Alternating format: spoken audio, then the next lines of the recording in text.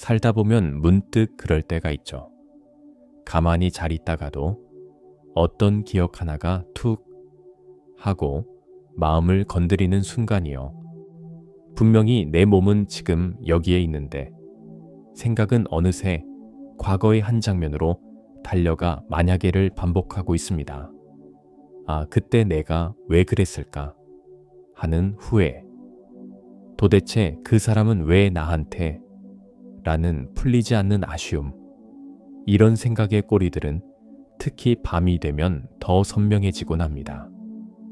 이불 속에서 떠오르는 반복되는 후회의 순간들. 문득문득 떠올라 이불을 걷어차게 하는 상처와 부끄러운 기억들. 잊고 싶은데 잊혀지질 않습니다. 생각하고 싶지 않은데 자꾸 떠오릅니다. 마치 어딘가에 갇힌 것처럼요. 과거는 정말 바꿀 수 없는 걸까요? 우리는 그저 이 기억들을 가지고 아파하며 살아야만 하는 걸까요? 만약 부처님께 이 질문을 똑같이 여쭤본다면 어떨까요? 아마 이렇게 말씀하시지 않을까요? 과거에 일어난 일은 바꿀 수 없지만 그 일이 남긴 의미는 지금 바꿀 수 있단다. 오늘은 바로 그 이야기를 해보려고 합니다. 과거의 상처를 지우는 방법이 아니라 그 상처를 당당히 이겨내는 지혜에 대한 이야기. 후회와 상처라는 독을 지혜와 자비라는 약으로 바꾸는 우리 모두를 위한 시간의 연금술에 대한 이야기입니다. 그렇다면 우리는 왜, 무엇 때문에 이 과거라는 보이지 않는 감옥에 갇히게 되는 걸까요? 왜 그토록 벗어나고 싶어 하면서도 결국 같은 기억 속을 맴돌게 되는 것일까요? 부처님께서는 그 이유를 단 한 글자, 집착이라는 말로 설명하십니다.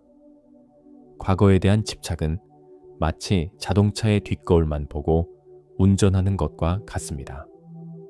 바로 앞에 펼쳐진 아름다운 풍경과 가야 할 길은 보지 못한 채 이미 지나온 풍경에만 시선을 고정하고 있으니 운전이 위태로울 수밖에요. 우리는 과거에 일어났던 사건 그 자체보다 그 사건에 달라붙어 있는 생각과 감정에 집착합니다. 나는 끔찍한 실수를 저질렀어라는 과거의 나에 대한 집착. 그 상황은 너무나 억울했어라는 과거의 상황에 대한 집착.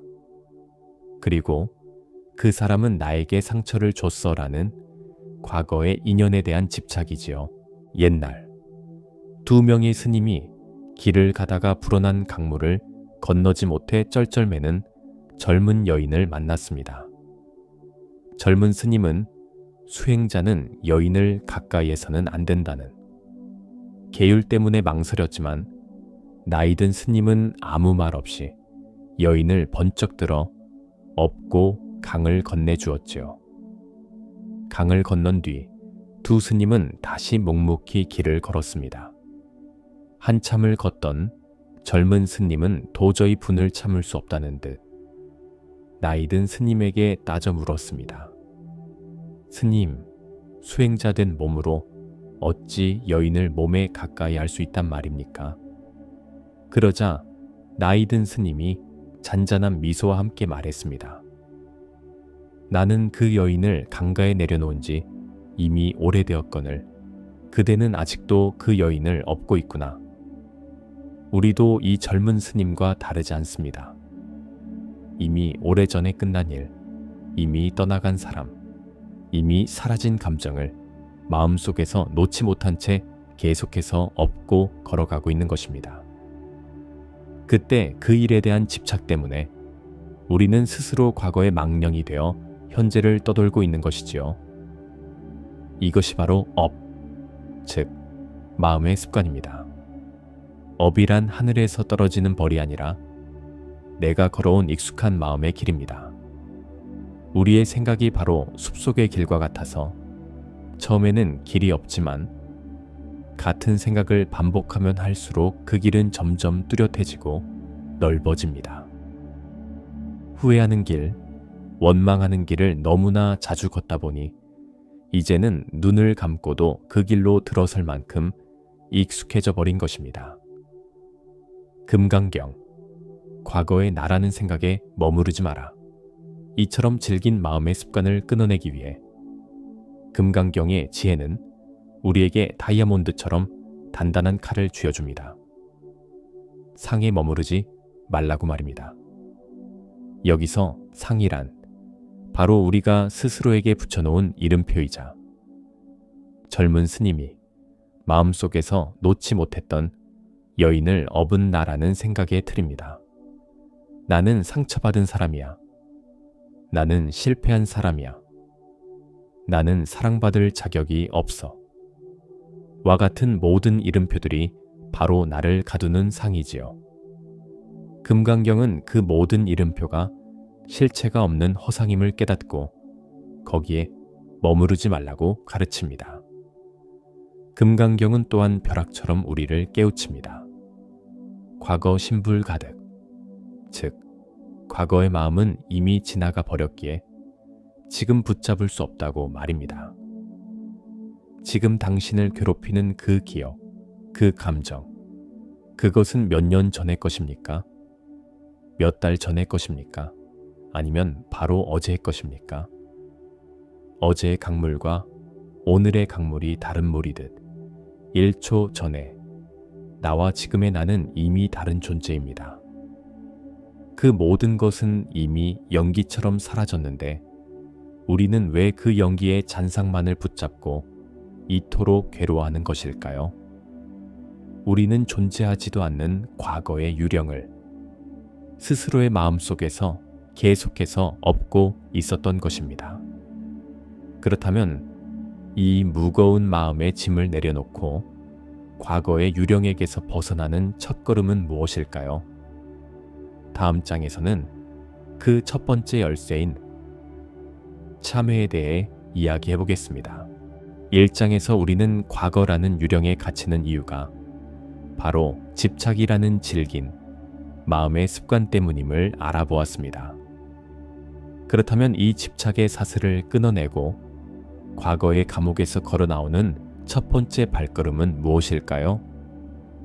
부처님께서는 그 첫 번째 열쇠로 참회를 말씀하십니다. 우리는 흔히 참회라고 하면 자신의 잘못을 떠올리며 괴로워하고 스스로를 벌주는 자책의 시간을 생각하기 쉽습니다.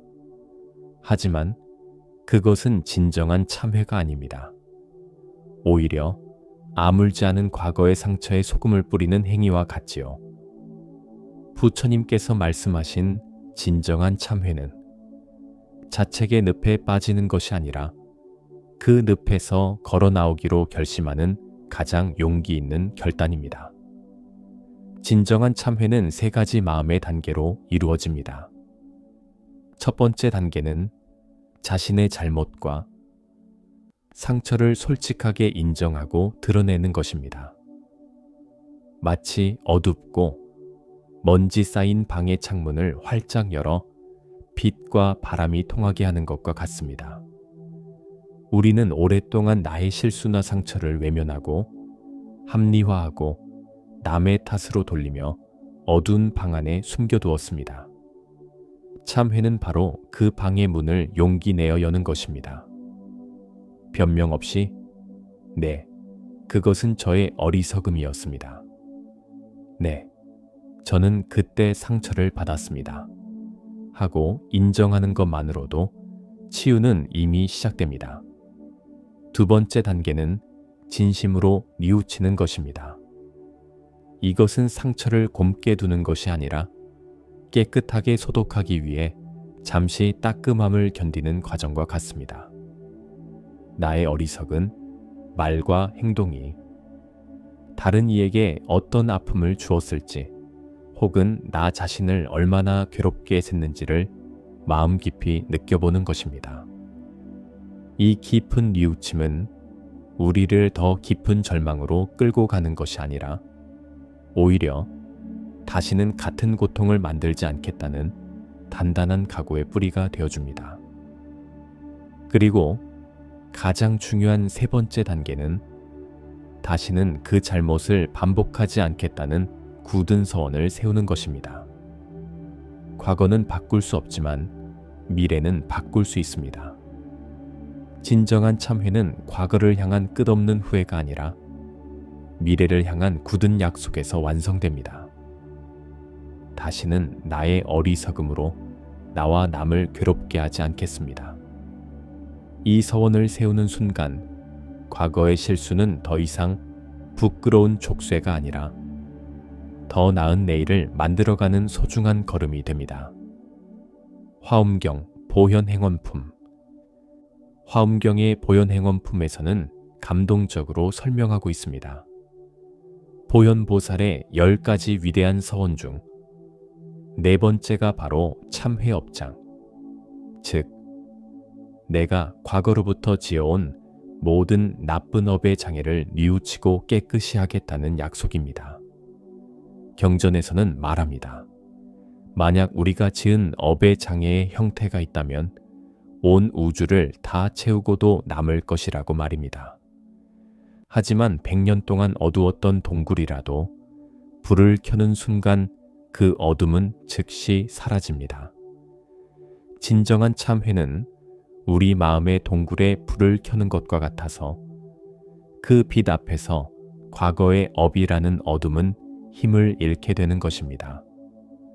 과거의 잘못을 진심으로 뉘우치고 다시는 반복하지 않겠다고 맹세하는 그 마음의 빛 앞에서는 바다와 같던 업의 장애물도 모두 녹아 사라진다고 화엄경은 약속하고 있습니다. 이처럼 참회는 과거에 주저앉아 눈물 흘리는 나약한 행위가 아닙니다. 오히려 과거의 똥밭을 걸음 삼아 미래에 피어날 지혜와 자비의 꽃을 준비하는 가장 용기 있고 적극적인 실천입니다. 이렇게 마음의 그릇을 깨끗이 닦았다면 이제 그 위에 약을 바를 차례입니다. 다음 장에서는 두 번째 열쇠인 자비에 대해 이야기해 보겠습니다. 세 장, 두 번째 열쇠, 자비.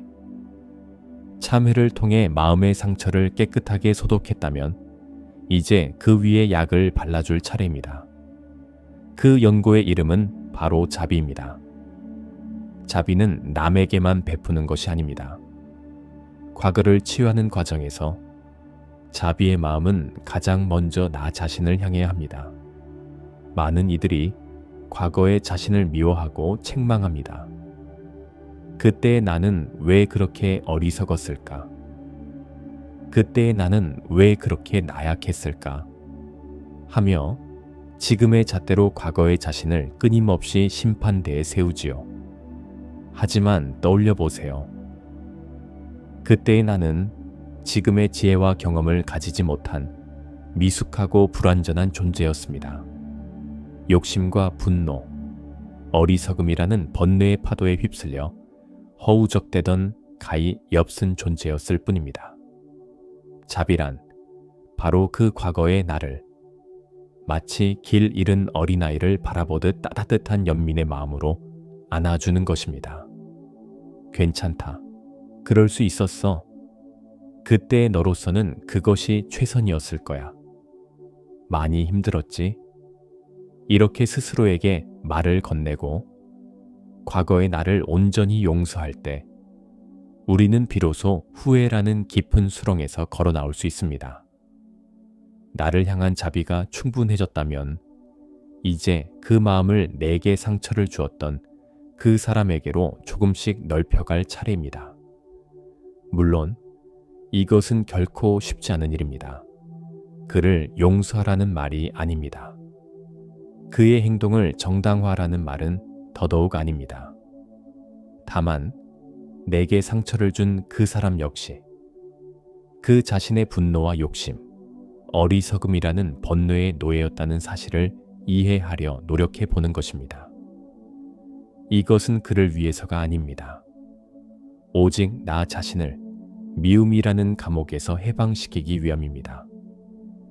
내 마음속에 그를 향한 원망과 미움이 가득 차 있는 한 그 방에는 결코 평온과 행복이 들어올 수 없기 때문입니다. 그를 가엾이 여기는 마음을 내는 것은 내 마음의 방을 청소하고 새로운 손님을 맞이하기 위한 가장 지혜로운 방법입니다. 천수경, 1000개의 손으로 나의 상처와 남의 아픔을 보듬다.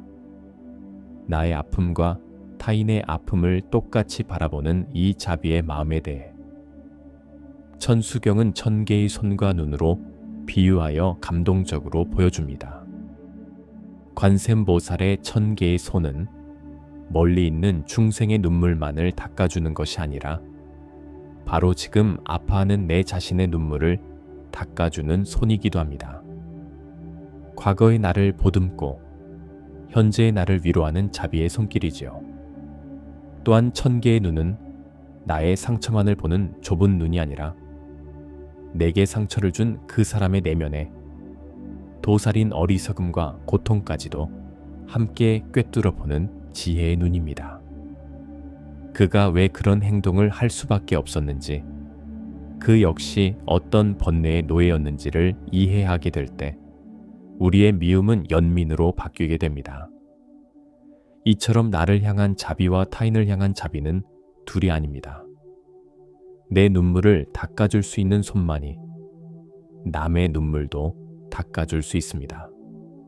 이렇게 나 자신과 타인을 향한 자비의 약을 바를 때 상처는 비로소 아물기, 시작하고 새살이 돋아납니다.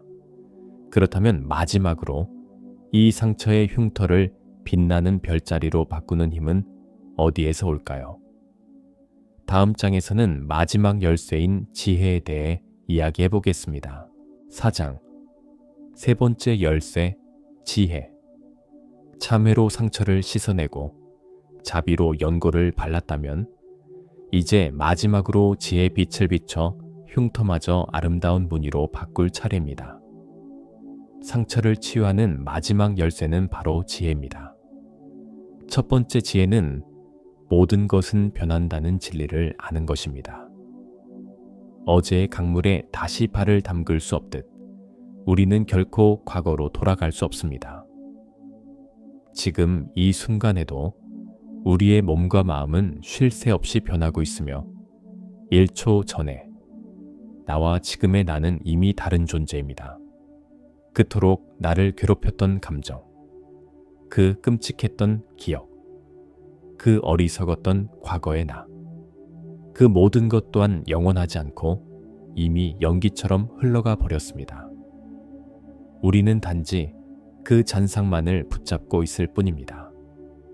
모든 것은 변한다는 이 단순한 진리를 온몸으로 받아들일 때 우리는 비로소 집착의 사슬에서 풀려나기 시작합니다. 두 번째 지혜는 모든 것에는 고정된 실체가 없다는 진리를 아는 것입니다. 이것이 바로 과거를 바꾸는 가장 위대한 힘입니다. 과거의 사건들은 마치 한 장의 하얀 종이와 같습니다. 그 위에 실패라고 쓸지, 값진 경험이라고 쓸지는 오직 지금의 나에게 달려 있습니다. 지울 수 없는 상처라고 쓸지, 나를 강하게 만든 교훈이라고 쓸지, 또한 지금 나의 선택입니다. 나의 가장 부끄러운 후회는 무엇을 해서는 안 되는지를 뼛속 깊이 가르쳐준 가장 위대한 스승이 됩니다. 그 쓰라린 경험 덕분에 우리는 더 신중하고 지혜로운 사람이 됩니다. 이것이 바로 후회가 지혜로 바뀌는 연금술입니다. 나를 가장 아프게 했던 타인의 상처는 다른 이의 고통을 진심으로 이해하게 만드는 자비의 씨앗이 됩니다.